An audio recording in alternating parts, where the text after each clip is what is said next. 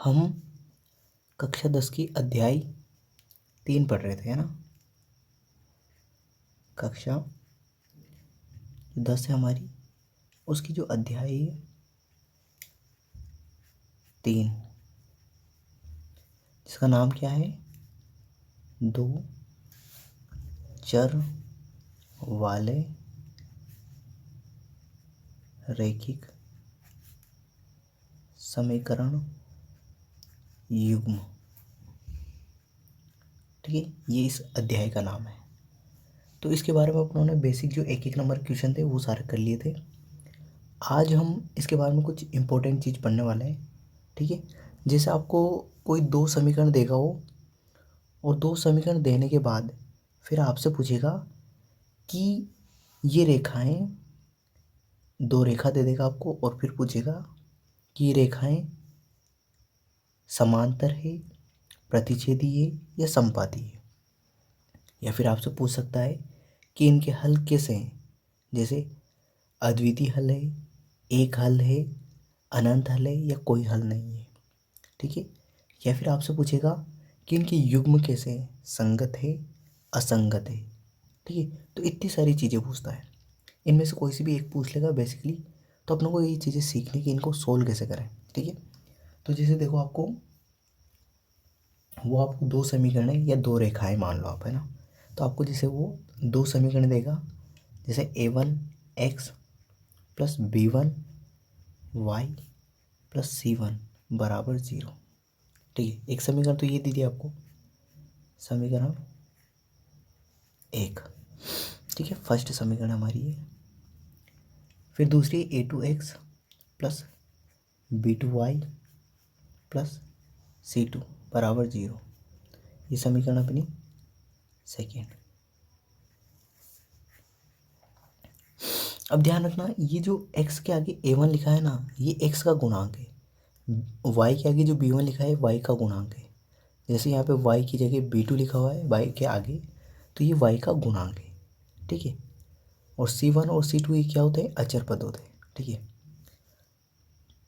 तो यहाँ लिख भी देता हूँ मैं, जैसे x के गुणांक, x के गुणांक क्या है, इसमें तो a1 है और इसमें क्या है a2, a1 a2 है। y के गुणांक क्या है, गुणांक क्या है अपने b1 b2, और अचर पद है c1 c2। ठीक है, अब देखो यहाँ पे 3 कंडीशन बनती है। कितनी कंडीशन, 3। ठीक है, जैसे देखो समझो,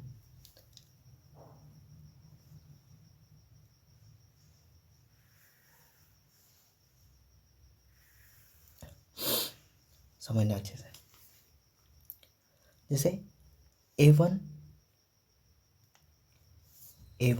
x1 का गुणांक, ठीक है, a1 अपॉन इस x का गुणांक a2, ये b1 अपॉन y का गुणांक b1 अपॉन इस वाला y का गुणांक b2, इसके बराबर नहीं हो, इसके बराबर नहीं हो। ठीक है, यदि a1 और a1 a2 b1 b2 के बराबर नहीं हो, यदि आपने इनका मान निकाला और बराबर नहीं हो, तो ऐसी कंडीशन में जो रेखाएं होती है ना,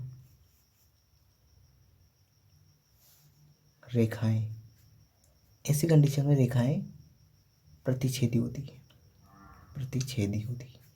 ठीक है, अब देखो यहाँ पे देखो, यदि a1 अपॉन a2 बराबर है b1 अपॉन b2 के, परंतु c1 अपॉन c2 के बराबर नहीं है, तो ऐसी कंडीशन में रेखाएं कैसी होगी, ये जो दोनों रेखाएं हैं वो कैसी होगी, समांतर होगी। कैसी होगी, समांतर रेखाएं होगी। ठीक है, ध्यान दो, a1 अपॉन a2 बराबर नहीं है b1 अपॉन b2 के, तो रेखाएं कैसी होगी, प्रतिच्छेदी होगी। रेखाएं कैसी होगी, प्रतिच्छेदी। यदि a1 अपॉन a2 बराबर है b1 अपॉन b2 के, परंतु c1 अपॉन c2 बराबर नहीं है, तो ऐसी कंडीशन में रेखाएं कैसी होगी, समांतर होगी। अब जो थर्ड कंडीशन अपनी, A1/A2 बराबर है B1/B2 के, बराबर है C1/C2 के। यदि तीनों ही बराबर है तो रेखाएं होंगी समपाती। रेखाएं कैसी होगी? समपाती। ठीक है, अब देखो मैं इसके चित्र भी बना के बताता हूँ आपको।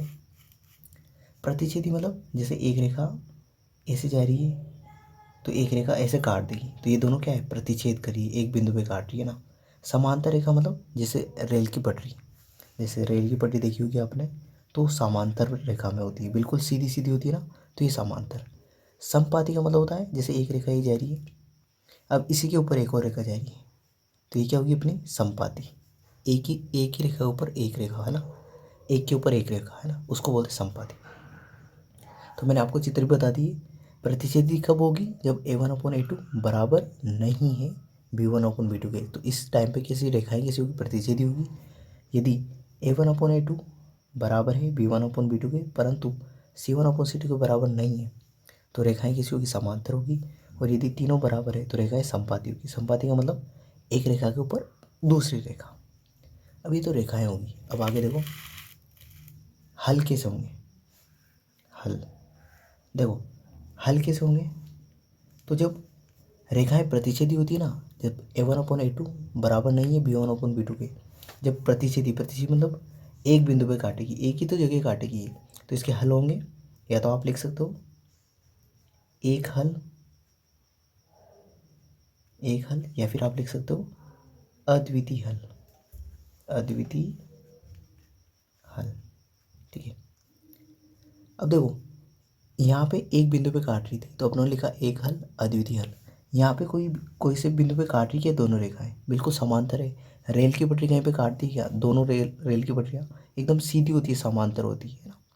तो देखो ये एकदम सीधी है, आगे भी ऐसे बढ़ती रहेगी, ये भी आगे ऐसी की ऐसी बढ़ती रहेगी, तो दोनों रेखाएं नहीं काटेगी एक दूसरे को। तो यदि नहीं काटेगी तो उनके हल, कोई हल नहीं होगा उनका। तो इस कंडीशन में क्या होगा? कोई हल नहीं होगा।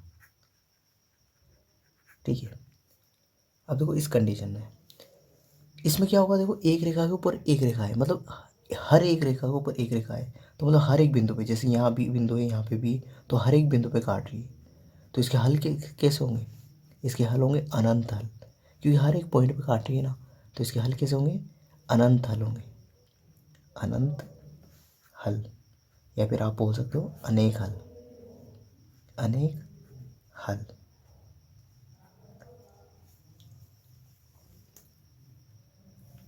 ठीक है, अब तीसरी जो अपनों को रेखाएं पूछी तो अपनों ने बता दी, प्रतिच्छेदी इस कंडीशन में होगी, समांतर इस कंडीशन में होगी, और समपाती इस कंडीशन में होगी।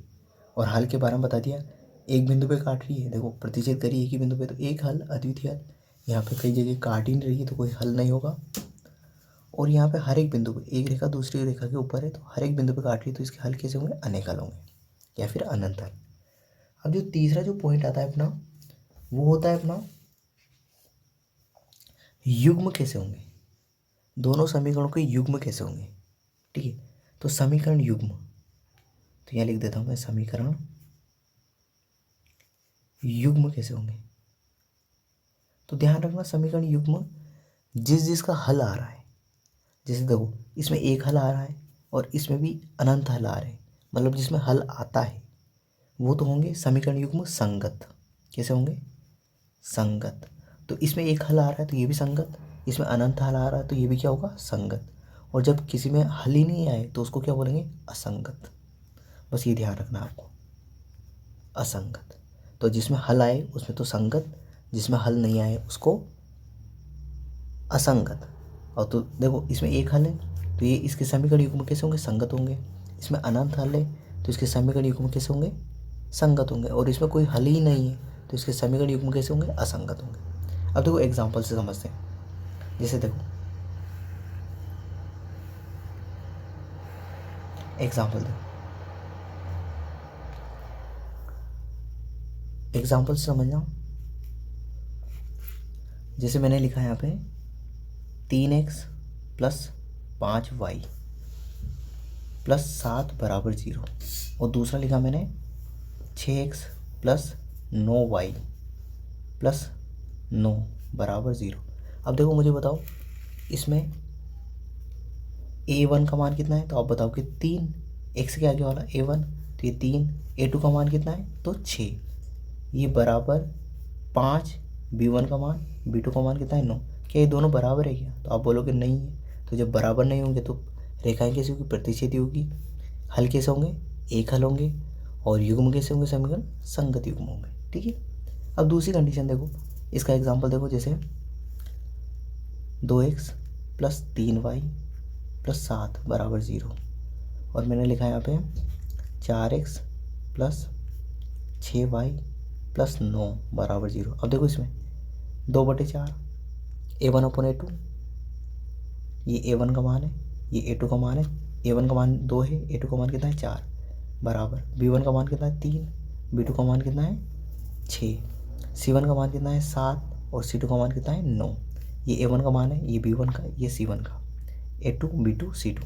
अब देखो ये दो, इसको काटा, 2 एकम 2, 2 दूना 4, तो 1/2 आ गया बराबर 3 एकम 3, 3 दूना 6, तो ये भी कितना आ गया, 1/2। तो ये दोनों तो बराबर है, परंतु क्या मुझे बताओ 7/9 काटेंगे तो बराबर आएगा क्या, नहीं आएगा।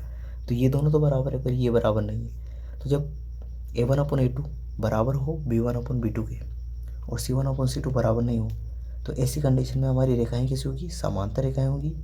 हल कोई हल नहीं होगा, और समीकरण युग्म कैसे होंगे, संगत होंगे। अब देखो थर्ड कंडीशन देखो, जैसे मैंने लिखा है यहाँ पे 4x +